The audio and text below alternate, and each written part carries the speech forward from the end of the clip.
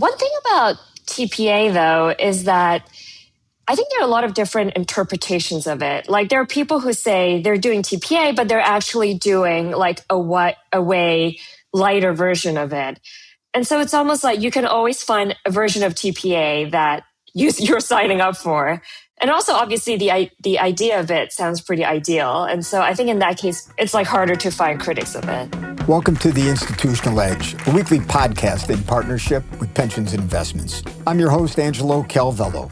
In each 30-minute episode, I interview asset owners, the investment professionals deploying capital, who share insights on carefully curated topics. Occasionally, we feature brilliant minds from outside of our industry driving the conversation forward.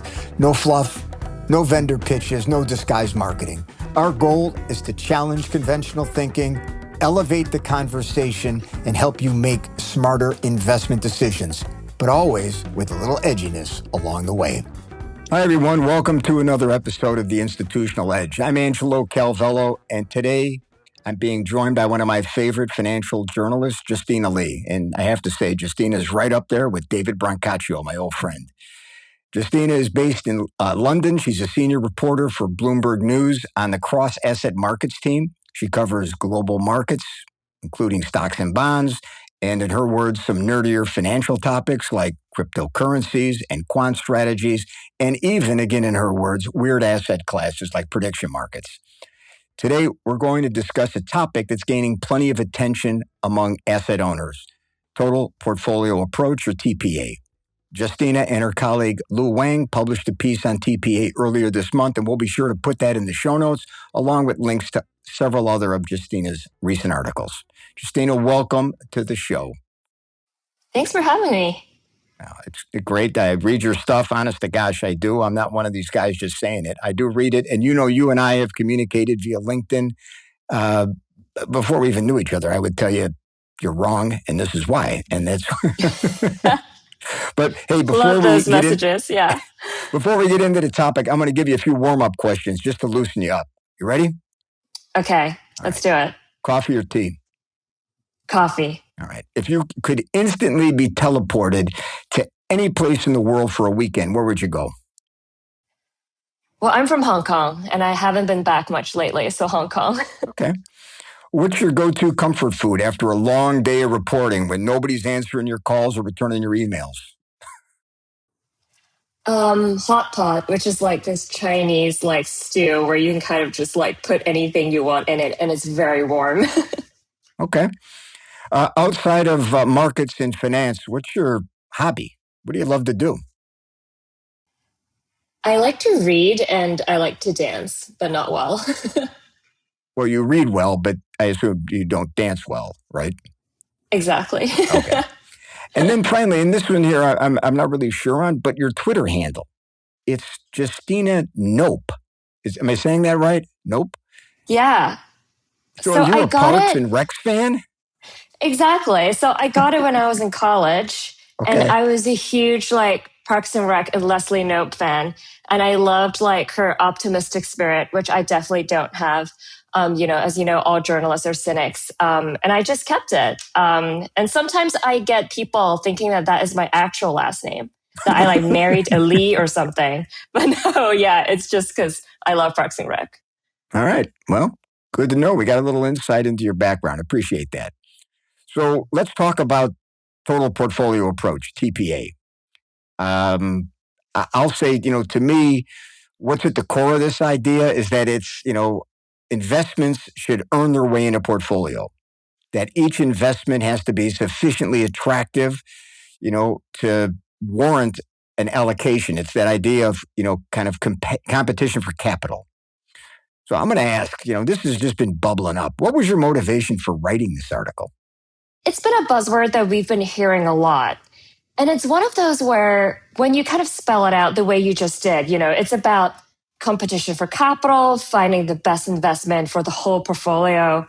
It sounds like a very duh kind of idea. And so I think that a lot of our motivation was like, why is this suddenly a thing if it seems so obvious? And we also had what we in journalism call like a really good news hook, right? Because CalPERS was going to vote on it. They just did kind of last week. And in their case, because you kind of can watch their board meetings, you kind of know practically what it would mean. And in their case, it does kind of seem like a pretty big shift, going from 11 asset class benchmarks to a single reference portfolio of like 75% stocks, 25% bonds. And so we kind of use that opportunity to kind of write this story. You've been hearing a lot about it. I mean, are people coming to you, or is this part of your reading and research? Are you seeing it, in other publications? How did you come on the topic? Because I'll tell you, this kind of popped up on me, and I'm close to this industry. This is, 30 years here. How did you come on it? So last year, I wrote a story about the increasing use of quant techniques in private markets. And I think, a lot of that story was about how, people are starting to do factor analysis and kind of quantitative performance attribution on their private portfolios. And I think that kind of led me to TPA, because a lot of TPA is about that. And also, like, TPA has gotten to this status where a lot of people are trying to connect whatever they do to it, right? Like, you kind of get these pitches from like service providers or like asset managers saying, here's our take on TPA, here is how we can help you in your TPA journey. And so there's also like a little bit of that. Like, it's getting to this level where people are using it to sell whatever they want to sell. It's getting beyond the cottage industry, TPA. And I'm frankly, I'm a little confused as to why now. But I'm not asking you to answer that, but I'll get into my opinions a little bit later. So let me just hold off.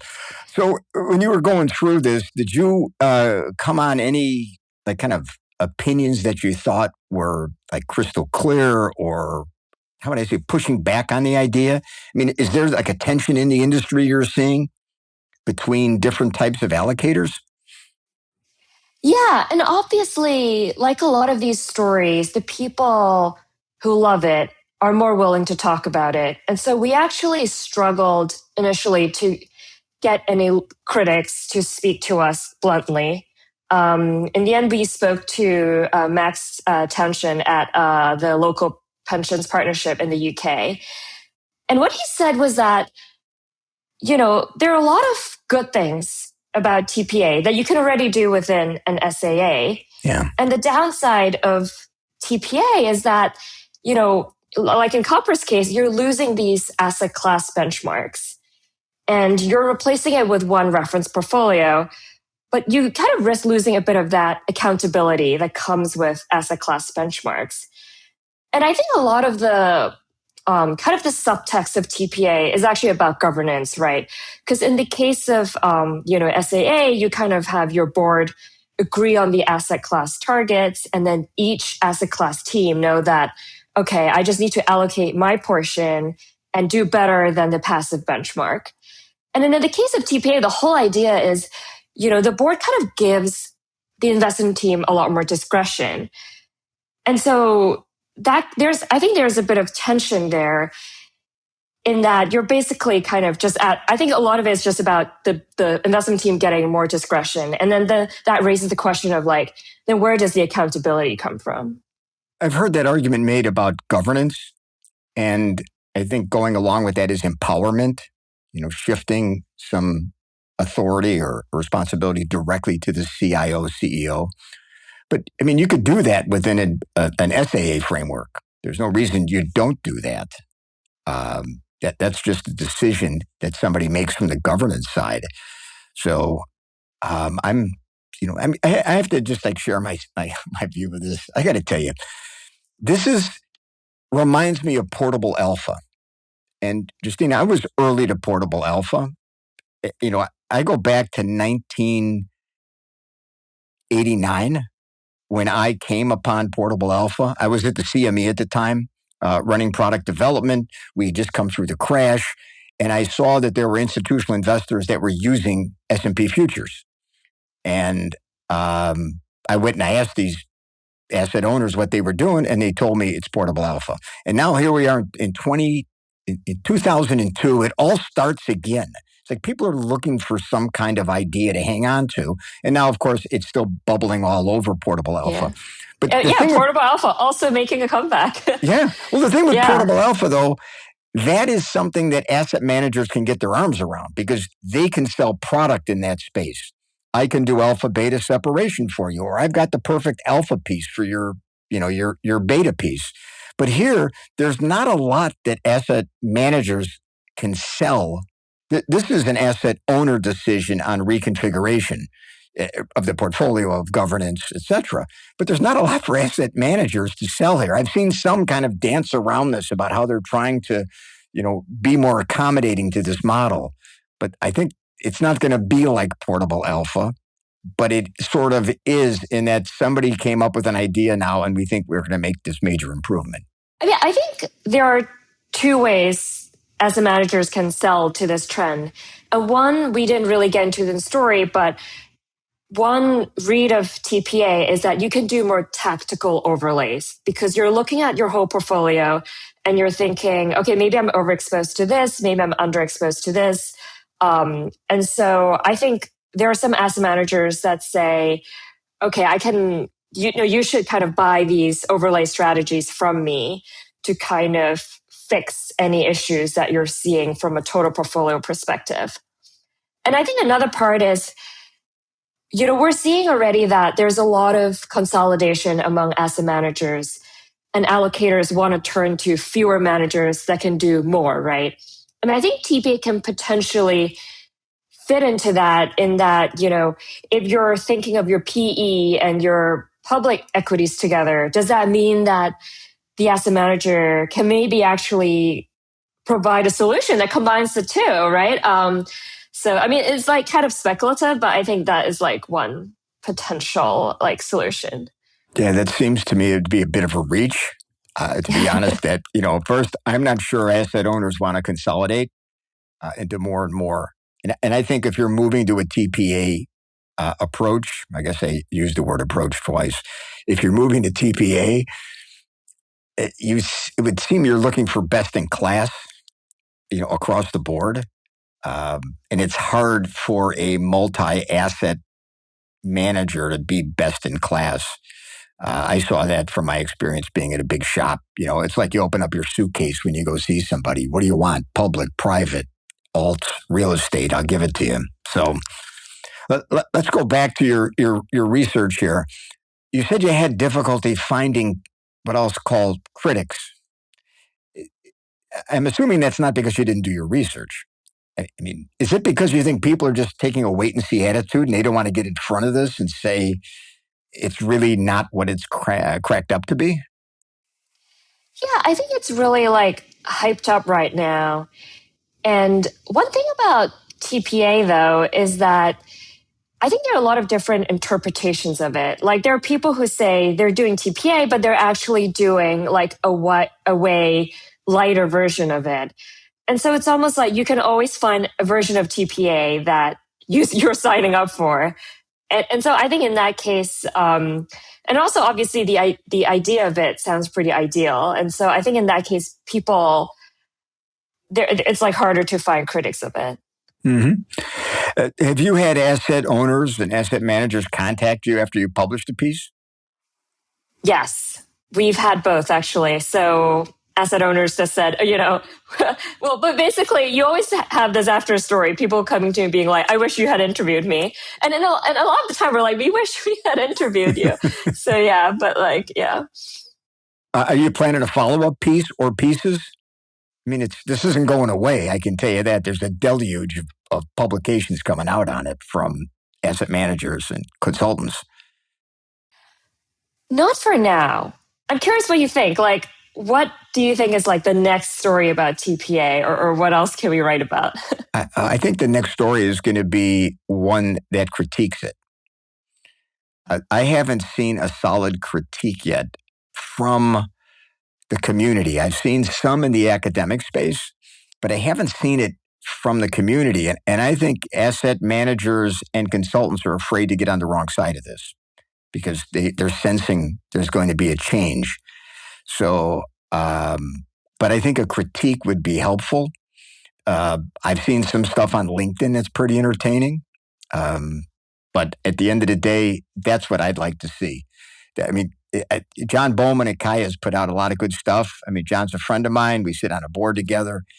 But I think it's a little one-sided right now. And I'm sure he'll call me after this comes out. And John, I welcome your call. So a critique is what I'd like to see, Justina.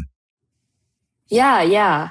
And actually, I spoke to Jane Bach, who's at Kaya, and she's the head of investments for Asia at Willis Towers Watson. And she was pretty frank. She said, like, we're getting to this point where there could be a lot of TPA fakers because it's so hyped up that a lot of people want to say that they're doing it. But in reality, she did say that it's actually quite hard to do it in practice because people are so used to SAA. And so a lot of the time, it really depends on having a leader who is really committed to TPA. And a lot of the time when you lose the leader, you could kind of lose TPA. Yeah. Yeah, I've read the Kaya stuff and I've read some stuff that she's put out. I mean, to me, there's 4 issues. One is you're looking through a factor lens. And factors are idiosyncratic human constructs and vary from team to team. So I think asset owners are going to struggle with this piece of the puzzle. The second thing is holdings data. You need to have good, clean data that's updated regularly. You need real-time attribution. And that's not easy to do right now.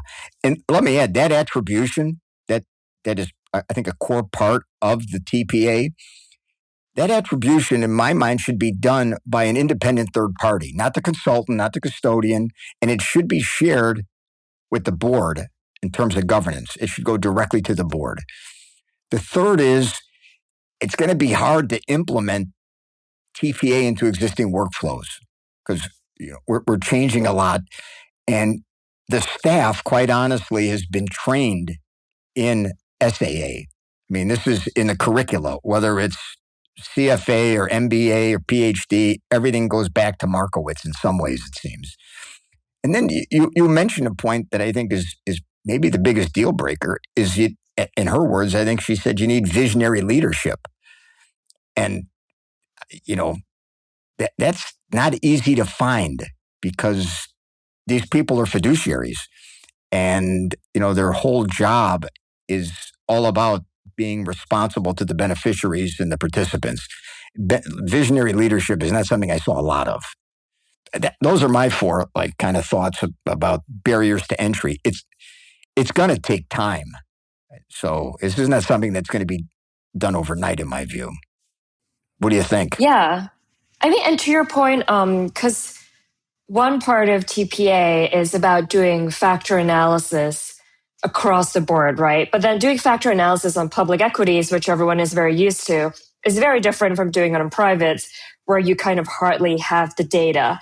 And so now I think we're seeing a lot of service providers come up and say, we're going to de-smooth your PE data and do factor analysis.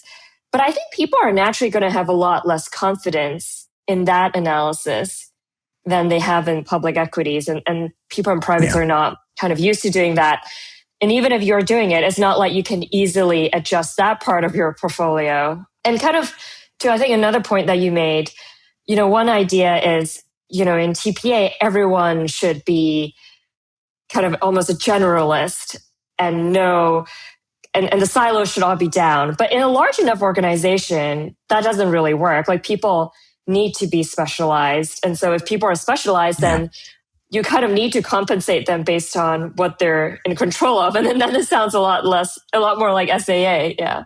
Yeah, that's the workflow issue. I mean, it's the behavioral, kind of educational challenge and the workflow.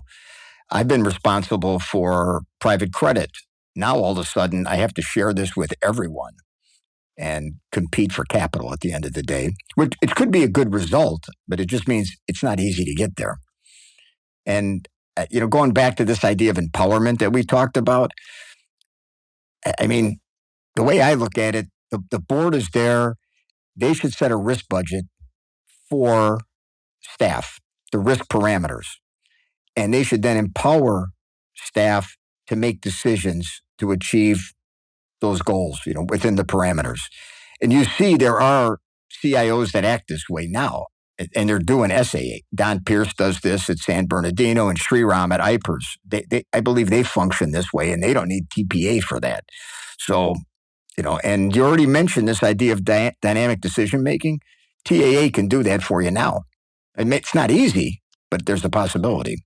So I think there's almost a sense that maybe TPA is there as sort of like a rallying cry to have more discretion. Because one thing that, Stephen Gilmore at CalPERS said was that, it's true that CalPERS has always had some discretion around the SAA asset class targets, but the truth was no one took advantage of them.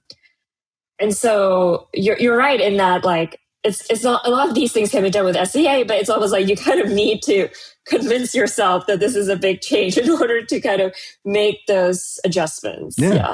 That's a great point. Yeah. And as you mentioned earlier, CalPERS did approve the move to TPA. I think it was earlier this week, if I remember. So yeah. And one thing that we didn't get into the story, but that was really interesting from the reporting was that, in CalPERS' case, they went from asset class benchmarks to the reference portfolio of 75% stocks, 25% bonds. And I think it feels like in reality, that will then be a benchmark for the whole plan, which is actually a pretty, a pretty black and white measure, right? Compared to having 11 asset class benchmarks.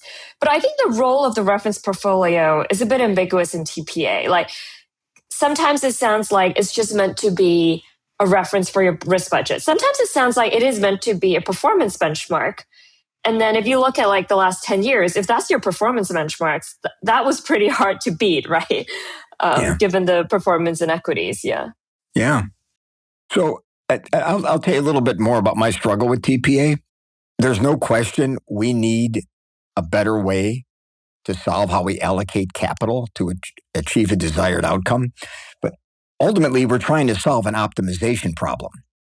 What's the optimal mix of assets and capital at time T that has the highest probability of meeting our liabilities? I'm speaking as a pension fund, but endowments also have liabilities, and so do foundations and insurance companies.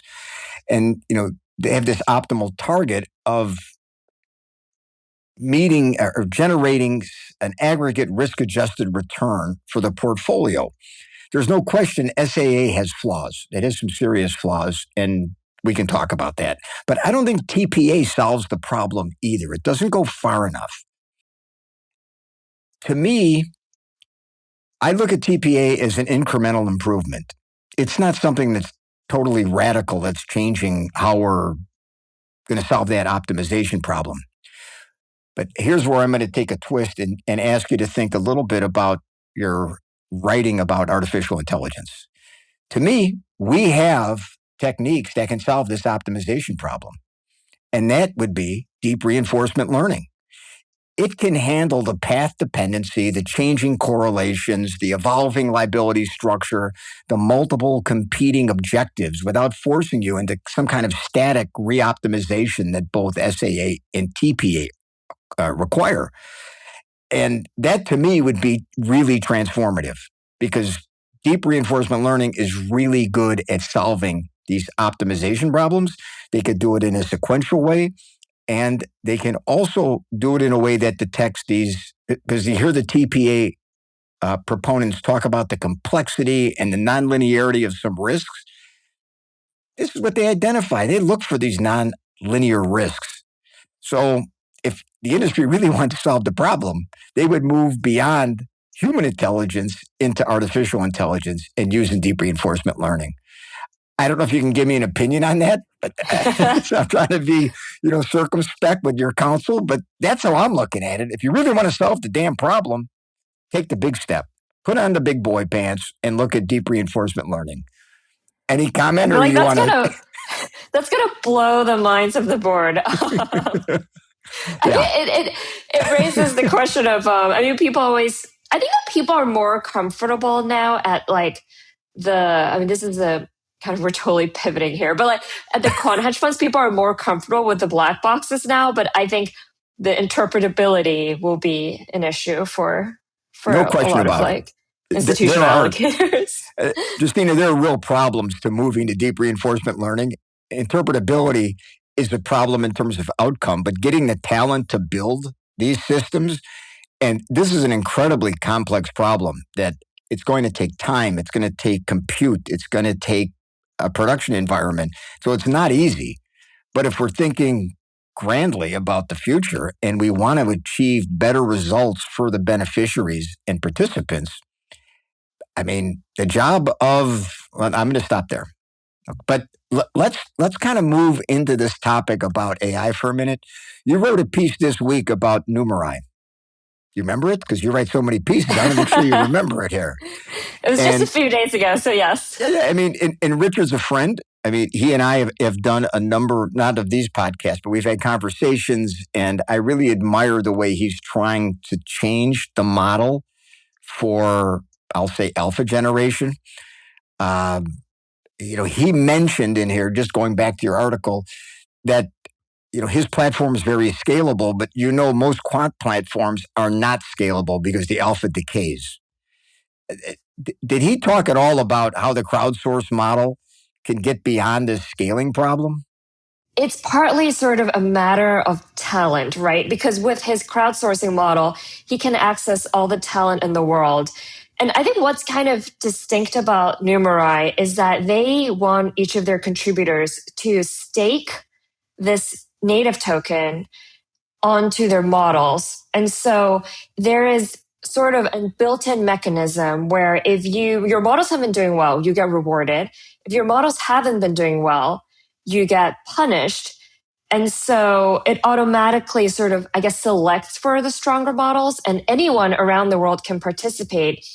And so I think a lot of his idea is like, instead of having to spend all this money hiring a portfolio manager and kind of having to wait for their gardening leaves, this is a way you can tap all the talent in the world. And it kind of has a natural survival of the fittest mechanism. And so I think that's why he thinks that his model can scale a lot more easily. And I mean, Richard, I mean, he kind of thinks that he will compare his model to a lot of the current, pot shop multi-strategy hedge funds. And yeah, he talks a big game.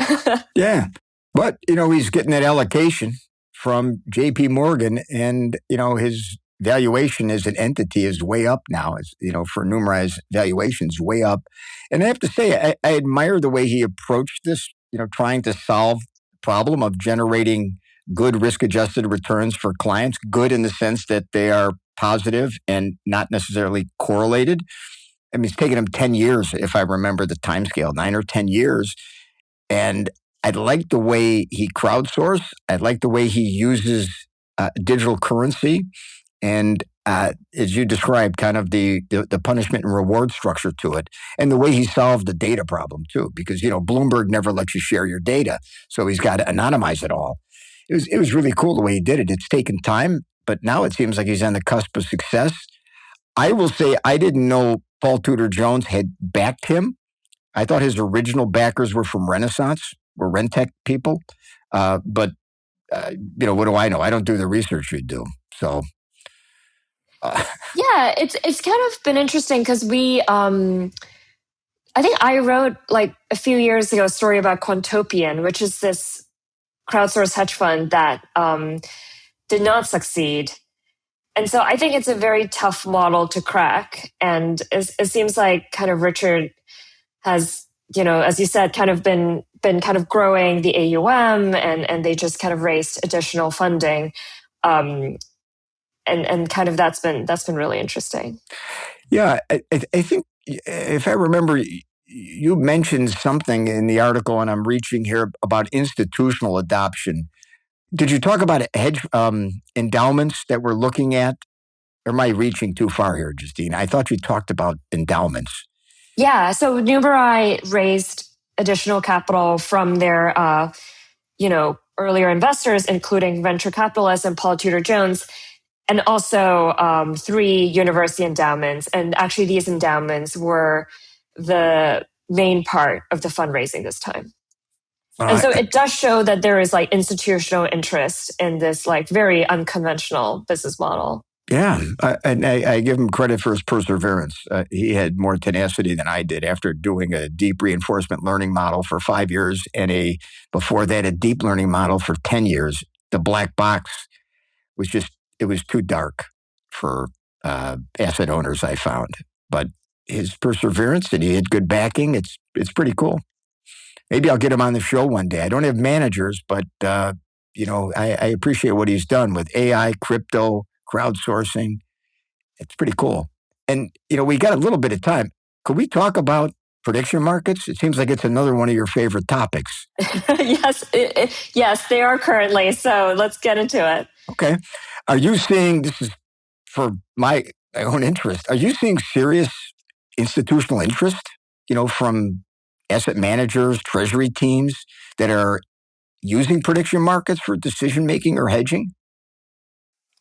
So yesterday we wrote a story about how jump trading, the Chicago high frequency market maker, has started market making on prediction markets, and at least from what is publicly known, they would be sort of the second big shop to do it after Susquehanna, which started market making on Cauchy, the biggest, well, one of the biggest prediction markets right now, last year.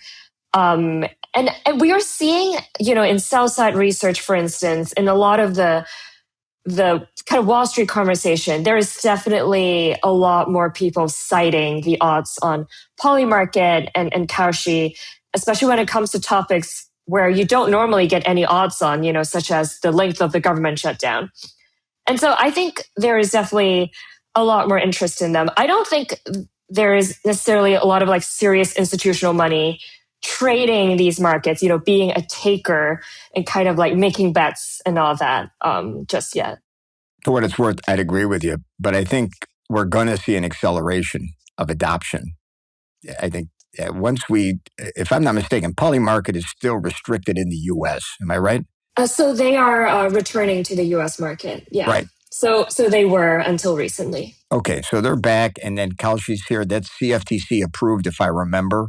They had some approval to do something or other. So, yeah, I think that one big obstacle right now to further institutional adoption is the fact that there's still some regulatory uncertainty. Cauchy is still fighting some court cases against state gaming regulators because they've introduced markets on everything, including sports, by kind of being a federally regulated derivatives exchange, which the state gaming regulators see as sort of a violation of kind of the state gaming regime. And so that's been kind of a very interesting sort of legal drama that's still playing out in the courts right now.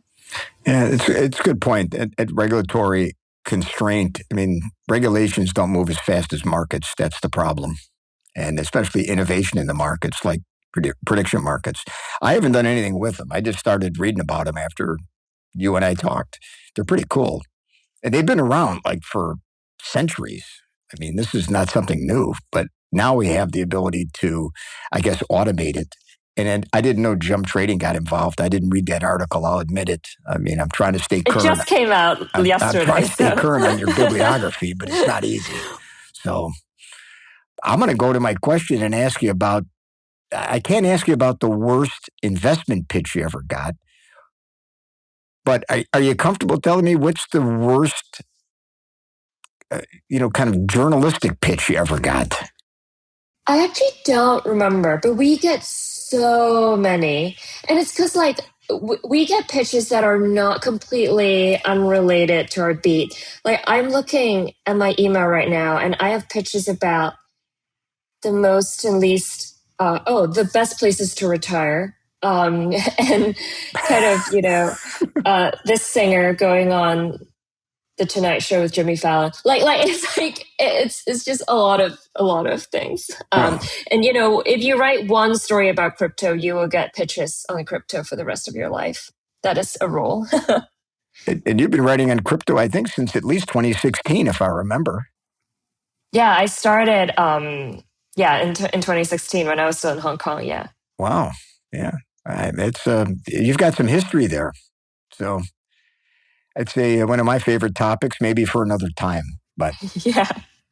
Well, Justina, let's wrap it up here. I'm going to say thank you for sharing your information on TPA and then AI, Numerai, and prediction markets. We could have gone on longer, but most people only listen to podcasts for 30 minutes. So who am I kidding? So thank you. Great. Thank you so much for having me. This has been fun. Thanks for listening. Be sure to visit P&I's website for outstanding content and to hear previous episodes of the show. You can also find us on P&I's YouTube channel. Links are in the show notes. If you have any questions or comments on the episode or have suggestions for future topics and guests, we'd love to hear from you. My contact information is also in the show notes. And if you haven't already done so, we'd really appreciate an honest review on iTunes. These reviews help us make sure we're delivering the content you need to be successful. To hear more insightful interviews with allocators, be sure to subscribe to the show on the podcast app of your choice. Finally, a special thanks to the Northrop family for providing us with music from the Super Trio. We'll see you next time. Namaste. The information presented in this podcast is for educational and informational purposes only. The host, guests, and their affiliated organizations are not providing investment, legal, tax, or financial advice. All opinions expressed by the host and guests are solely their own and should not be construed as investment recommendations or advice. Investment strategies discussed may not be suitable for all investors as individual circumstances vary.